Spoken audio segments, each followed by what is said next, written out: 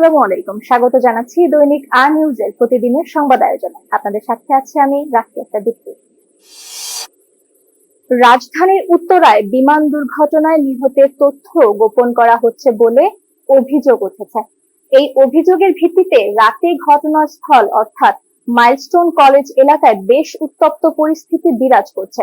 তবে মঙ্গলবার সকালে অন্তর্বর্তী সরকারের প্রেস উইং এক বিবৃতিতে জানিয়েছে, ঢাকার উত্তরায় মাইলস্টোন স্কুল অ্যান্ড কলেজে বিমান বিধ্বস্তের ঘটনায় বিভিন্ন মহল থেকে হতাহতদের তথ্য গোপন করা হচ্ছে দাবি করে অপপ্রচার চালানো হচ্ছে।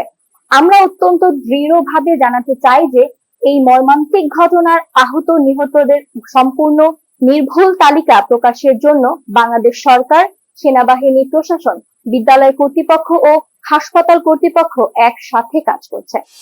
গভীর রাতে 6 দফা দাবিতে আন্দোলন ও বিক্ষোভে উত্তাল মাইলস্টোন স্কুল অ্যান্ড কলেজ এলাকা। শিক্ষার্থীদের 6 দফা দাবিগুলো হচ্ছে: নিহতদের সঠিক নাম ও তথ্য প্রকাশ, আহতদের সম্পূর্ণ ও নির্ভুল তালিকা প্রকাশ, শিক্ষকের গায়ে নিরাপত্তা বাহিনীর সদস্যদের হাত তোলা, এই জঘন্য ঘটনার জন্য জনসম্মুখে নিঃশর্তে ক্ষমা চাওয়া, নিহত প্রতিটি শিক্ষার্থীদের পরিবারকে বিমান বাহিনীর পক্ষ থেকে ক্ষতিপূরণ দেওয়া, বিমান বাহিনীর ব্যবহৃত ঝুঁকিপূর্ণ ও পুরনো প্লেনগুলো বাতিল করে আধুনিক প্লেন চালু করা, বিমান বাহিনীর প্রশিক্ষণ পদ্ধতি ও প্রশিক্ষণ কেন্দ্র পরিবর্তন করে আরো মানবিক ও নিরাপদ ব্যবস্থা চালু করা। কলেজের দ্বিতীয় বর্ষের একজন শিক্ষার্থী বলেন, বিচারহীনতা, অবহেলা ও দমন নীতির বিরুদ্ধে আমাদের দাবি স্পষ্ট, আমাদের অবস্থান অটল, আমরা আজকেও দিনভর আন্দোলন চালিয়ে যাব। সাবেক পুলিশ মহাপরিদর্শক বেনজির আহমেদের গুলশানের আলিশান ডুপ্লেক্স ফ্ল্যাটে থাকা তার পরিবারের ব্যবহৃত আসবাবপত্র ও অন্যান্য সামগ্রী নিলামে তোলার সিদ্ধান্ত হয়েছে। ইনভেন্টরি কমিটির এক সদস্য জানান, ফ্ল্যাটে ব্যবহৃত জিনিসপত্র তালিকাভুক্ত করার সময় মনে হচ্ছে যেন আমরা ফিলিপাইনের সাবেক শাসক মার্কোস ও তার স্ত্রী ইমেলদা মার্কোসের সম্পদের তালিকা তৈরি করছি। 80 দশকে যাদের বিলাসবহুল জীবন বিশ্বজুড়ে আলোচনার জন্ম দিয়েছিল।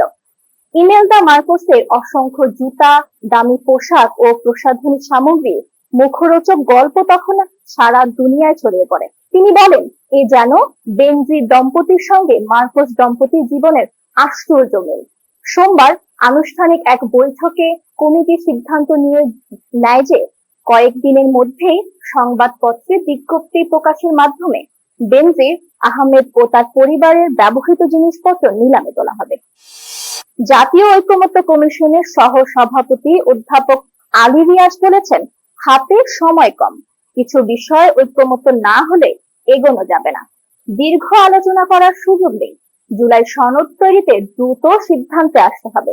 আজ সোমবার রাজধানীর ফরেন সার্ভিস একাডেমিতে রাজনৈতিক দলগুলোর সঙ্গে জাতীয় ঐকমত্য কমিশনের দ্বিতীয় ধাপের আলোচনার 16তম দিনের সূচনা বক্তব্যে এই কথা বলেন আলী রিয়াজ। আজকের আলোচ্য সূচিতে রয়েছে প্রধানমন্ত্রীর একাধিক পদে থাকার বিধান ও রাষ্ট্র পরিচালনার মূলনীতি। 10 দিনের মধ্যে জুলাই সনদ বাস্তবায়নে রাজনৈতিক দলগুলোকে দ্রুত সিদ্ধান্তে পৌঁছানোর আহ্বান জানান আলী রিয়াজ। তিনি বলেন, আর 10 দিন বাকি আছে, এর মধ্যে গুরুত্বপূর্ণ বিষয়গুলোতে সিদ্ধান্তে আসতে হবে। কারো কোনো দ্বিমত থাকলে সেই বিষয়ে জানাতে হবে, সনদে সেটিও উল্লেখ করা হবে। এবারে খেলার খবর। শিরোপার লড়াইয়ে ছিল উত্তেজনার ছোঁয়া, ছিল অলিখিত ফাইনালের রোমাঞ্চ।